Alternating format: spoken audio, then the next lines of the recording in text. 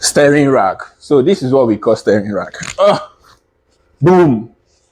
I say one key person. Well, there are three types of steering rack. We have the mechanical steering rack, we have the hydraulic steering rack, and we have the electronical steering rack. This here is what we call an electronical steering rack. And in the electronical steering rack, this is the electronical part of the steering rack. And this is the mechanical part. That steering rack was too heavy, man. So I've decided to lose out the pump. So this is the pump, the electronical part of the steering rack. This is actually what's usually damaged in your steering rack if you have an electronical steering rack. And the things that get this thing damaged are mostly muddy waters. When muddy waters enter here, here, or here, so it gets damaged, and then you begin to see that steering warning signal in your car, and then with time your steering starts getting stiff. So but if you use a hydraulic steering rack, you don't usually have to worry about this. What you worry about mostly is the normal hydraulic pump, whether the oil is going through it normally. But this one, you have to worry about both the software and the hardware part of it. So cars that have or are equipped with electronic steering rack are mostly new model cars.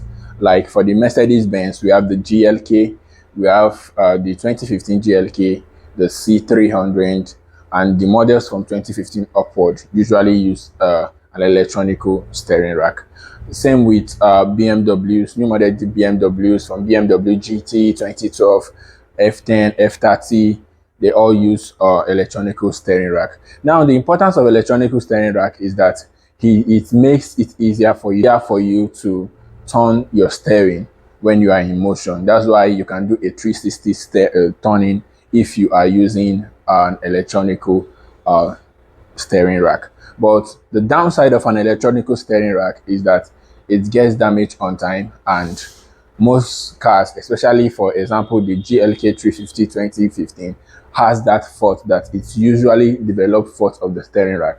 Most people who have driven that car change steering rack twice in 5 years, and this is because the car keeps rejecting the steering rack, or issues of water or anything getting involved with the steering.